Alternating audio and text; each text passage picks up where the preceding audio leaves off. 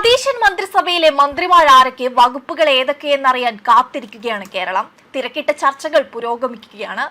ആരൊക്കെയാണ് മന്ത്രിമാരെന്ന് നാളെ രാവിലെ സത്യപ്രതിജ്ഞ ചെയ്യുമ്പോൾ മനസ്സിലാകുമെന്നാണ് കെ.സി. വേണുഗോപാൽ പ്രതികരിച്ചിരിക്കുന്നത്. വൈകിട്ടോടെ ഗവർണർക്ക് കത്ത് നൽകും.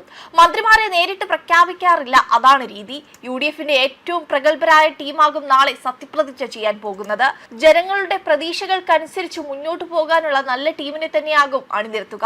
വാഗ്ദാനങ്ങൾ സർക്കാർ പാലിക്കും. ആശങ്കകൾക്ക് അവകാശമില്ലെന്നും ആലപ്പുഴയ്ക്ക് നല്ല പ്രാതിനിധ്യം ഉണ്ടാകുമെന്നും അദ്ദേഹം പറഞ്ഞു. നഷ്ടപ്പെട്ടതെല്ലാം തിരിച്ചുപിടിക്കും. അതിനായാണ് താനടക്കം പ്രവർത്തിക്കുന്നത്. രമേശ് ചെന്നിത്തല മന്ത്രിസഭയിൽ വേണമെന്നുള്ളത് പാർട്ടിയുടെ ആഗ്രഹമായിരുന്നുവെന്നും കെ.സി. വേണുഗോപാൽ പ്രതികരിച്ചു. വെള്ളാപ്പള്ളിക്കെതിരെയും കെ.സി. വേണുഗോപാൽ പ്രതികരണം നടത്തി. സർക്കാർ രൂപീകരണം ആരംഭിച്ചിട്ടേയുള്ളൂ. സർക്കാർ അധികാരത്തിൽ വരുന്നതിന് മുമ്പ് തന്നെ ഇത്തരം വിഷം ചീറ്റുന്ന പ്രസ്താവനകൾ ഒഴിവാക്കേണ്ടതാണ്.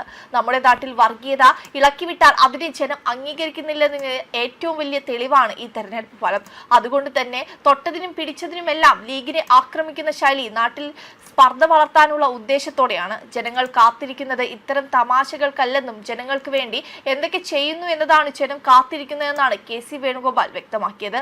അതേസമയം മന്ത്രിസ്ഥാനം ലഭിക്കുമെന്നോ ഇല്ലെന്നോ പാർട്ടി പറഞ്ഞിട്ടില്ലെന്നാണ് ചാണ്ടി ഉമ്മൻ പ്രതികരിച്ചത്. ചർച്ചകൾ നടക്കുകയാണ്. അത് നടക്കട്ടെ, തീരുമാനം പാർട്ടി പറയും. അതിനു മുമ്പ് താൻ അഭിപ്രായം പറഞ്ഞിട്ട് കാര്യമില്ലെന്നാണ് ചാണ്ടി ഉമ്മൻ പ്രതികരിച്ചത്.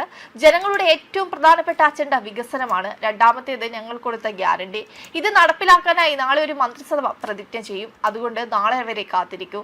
ഗവർണറെ കണ്ട് മന്ത്രിസഭയ്ക്ക് മന്ത്രിമാരുടെ ലിസ്റ്റ് കൈമാറേണ്ടതുണ്ട്. ആകാംക്ഷ വേണ്ടെന്നും സമയമെടുത്ത് പാർട്ടി തീരുമാനിക്കുമെന്നും അഭിപ്രായം പറയാനില്ലെന്നുമാണ് ചാണ്ടി ഉമ്മൻ പറയുന്നത്. ജീവിക്കുന്നത് പ്രസ്ഥാനത്തിന് വേണ്ടിയാണ്. അതുകൊണ്ട് പ്രസ്ഥാനം എന്ത് തീരുമാനമെടുത്താലും അത് ശരിയായിരിക്കും എന്നാണ് പൂർണ്ണമായ വിശ്വാസം. എന്ത് തരത്തിലുള്ള തീരുമാനവും പാർട്ടിക്ക് എടുക്കാം.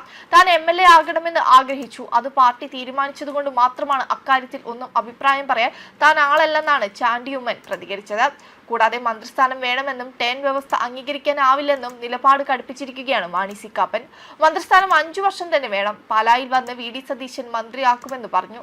രമേശ് ചെന്നിത്തല ഇക്കാര്യം ആവർത്തിച്ചു. ഇരുവരും വാക്കുപാലിക്കണം. ടീം യു.ഡി.എഫിന്റെ ഭാഗമാണ് താനെന്നും മാണി സി കാപ്പൻ പറയുകയുണ്ടായി.